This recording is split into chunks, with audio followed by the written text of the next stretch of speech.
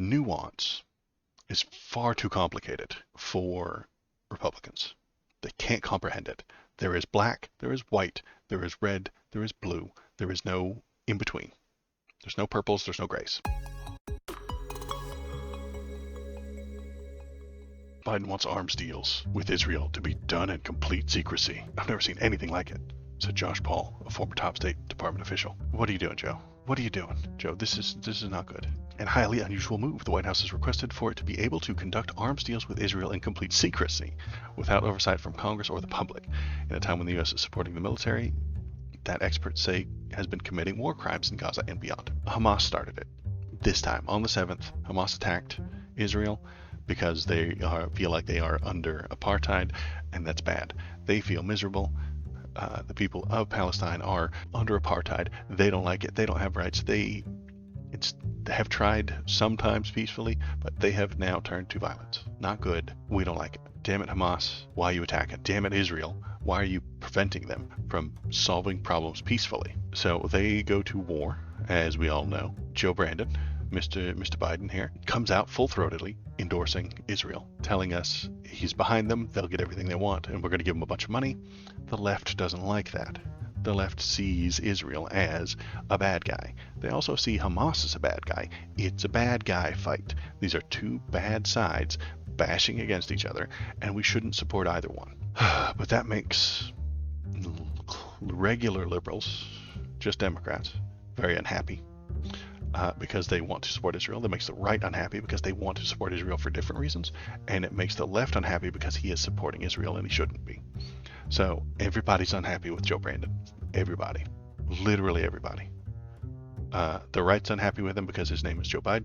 The Democrats are upset with him because he's not completely giving Israel everything they've ever asked for. And the left is upset with him because he's supporting Israel, who are doing war crimes. We don't like that. So everybody's mad at him. What's the answer? Not have a complex and nuanced position. The answer is to do it in secret. Joe Brandon, listen, this is the wrong answer. You have come to an incorrect answer, sir. So to keep the left off his back, and to keep the right off his back, and to keep the Democrats off his back, he wants it done secretly where none of us know what he did. This is bad and dumb. And this is all politics. This is 100% political. He doesn't want anybody to be mad, so he does it secretly. In his dumb brain, this is the answer he's come to. Keep everybody from being mad at you if they don't know what you did. The right can be mad at you.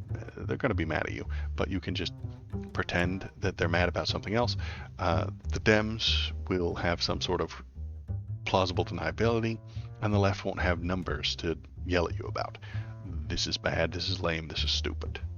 It's a bad call, it's a bad move. Mr. Joe Brandon, you shouldn't do this. I mean, I don't think you should give them much of anything.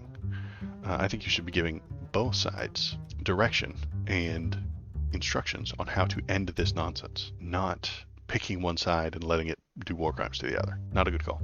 But that is a difficult, nuanced stance that people will yell at him for, and he doesn't want to be yelled at, so he's going to try and keep it secret. Bad call, bad idea. Not a good time. What else is going on in the news? Democrats rage at Speaker Johnson over pairing Israel aid with IRS cuts. So this is very typical politicking. A thing has to happen. Israel aid has to happen, according to the president. So instead of doing something helpful for the American people, the Republicans and conservatives, as usual, want to win both ways. So they come up with a plan to win both ways.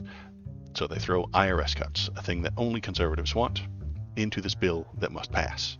So if Biden accepts it, then the IRS gets cut and the conservatives win.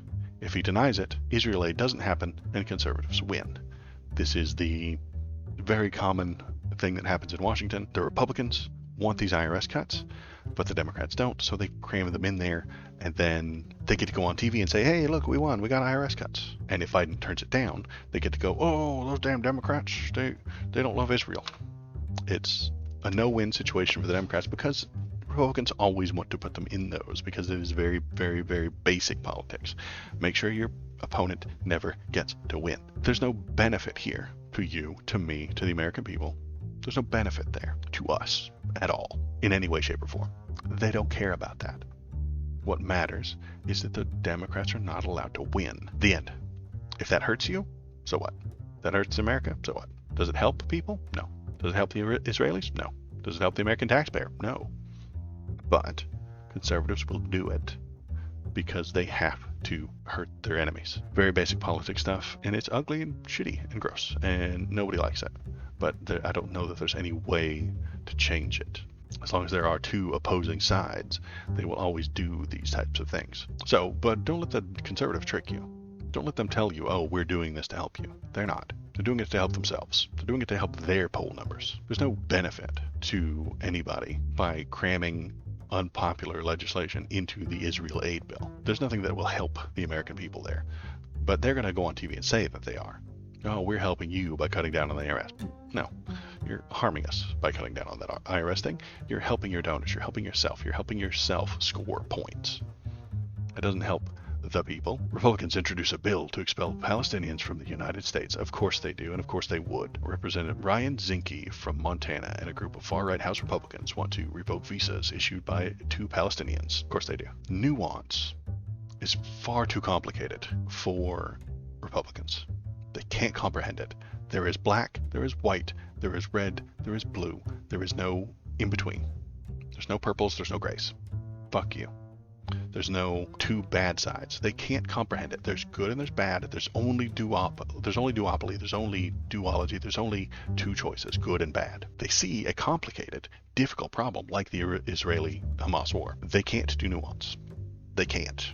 There has to be a good guy, has to be a bad guy. No other way around it. You fuck you and your liberal sensibilities if you say otherwise. Forcing there to be a good guy and forcing there to be a bad guy. They want to remove all the Palestinians from the country because those are the bad guys, remember? Those are the bad guys. Have to be. Has to be a good guy, has to be a bad guy. That is the way God intended. Baby boomers don't know how to run the future. You're right. Ping, ping, ping. Absolutely correct. The baby boomers have had their time. They should be over. They are too old to comprehend the future, and they are backward facing. They look to the past as if it is a goal. Well, I would like to look to the future as a goal rather than the past. So they want to expel Palestinians from the United States. Bad plan, bad call. They're just people. Republicans, listen, they're just people. The bill would pause visas for Palestinians and go a step further by revoking any visas issued since October 1st. So they have to leave their homeland and go somewhere else because Israel's pushing them out, pushing them away, killing them if they stay. So where would they go? Not here. Do not bring us your huddled masses. Do not bring us your poor and hungry. Do not. Ooh, no. That's not for America. We do not want that. So I do not trust. So according to this guy, he says, I do not trust the Biden administration any more than I do the Palestinian Authority to screen who is allowed to come into these United States. This is the most anti-Hamas immigration legislation I have seen, and it's well deserved. He doesn't know the difference between Hamas and a Palestinian. He's too dumb to know that. Zinke, listen, bud, you can be Palestinian but not Hamas. It's entirely possible because he can't tell the difference. He doesn't know. I bet that guy couldn't tell the difference between an Israeli and a Palestinian if he saw him on the street. He wouldn't know the difference. But he knows that he is supposed to be on the good side, and that Israel is the good side in his brain, and he must be against the bad side. Good and bad only. No room for debate, no room for nuance. Only good, only bad, and we're going to live that way. And we're going to pass laws against the bad side. The summary says that the measure would direct the Department of Homeland Security to identify and remove covered aliens without lawful status. Well, if they've got visas, they're not illegal. All right. I think he's release cited attacks by Syrian refugees in the U.S. and other countries. Yep. On top of the homegrown violent extremists and domestic violent extremist threat, we also cannot and do not discount the possibility that Hamas or any other foreign terrorist organization may exploit the current conflict to conduct attacks here on our own soil, Christopher Wray said. See, so here's the problem. Long-standing legal and logistical barriers make it exceedingly challenging for those in Gaza to resettle in the region, and let alone resettle in the U.S. The political grandstanding we've seen so much lately is a discriminatory solution searching for a non-existent problem. Great, exactly. Discriminate them to solve something that isn't a problem.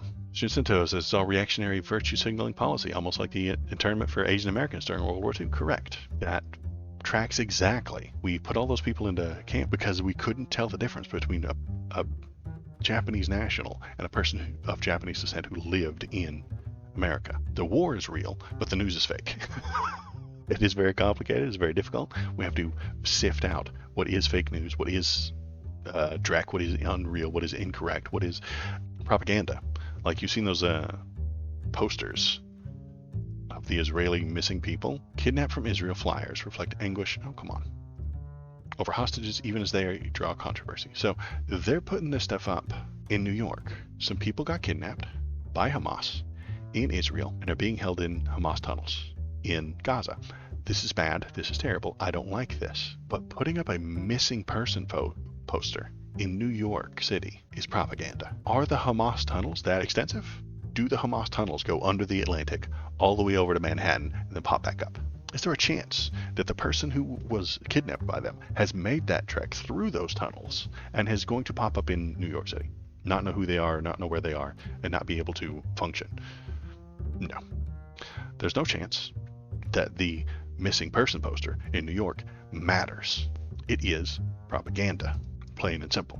And tearing it down is also propaganda because you're usually photoing yourself doing it. So this is all propaganda all day long, top to bottom. These people are kidnapped in Israel, but you're putting the posters up in New York to make the person walking by feel bad for Israelis. This is political propaganda. If it were just news, I would be more okay with it. Having the list of the names of the people that are missing on the news makes sense. But postering them on a wall like that? That's propaganda. And then people tear them down while taking photos of themselves is also propaganda. So we're in the middle of a very complicated propaganda war. And there's not a whole lot we can do about it. You just have to sit and watch. And maybe stay cognizant of the fact that the propaganda exists. Honestly, don't know what else to do about it. Pay attention. Know that the propaganda is there, and hopefully don't fall prey to it. Oh, hi. Thanks for sticking around to the end of the video. If you liked what you saw, hit the like button, press the subscribe button. If you want to tell me how right I am, feel free to leave a comment. If you want to tell me how wrong I am, leave a comment too. That's good. This is just kind of a hobby for me, so I appreciate you coming by, giving it a watch, and pressing the YouTube buttons. Thanks.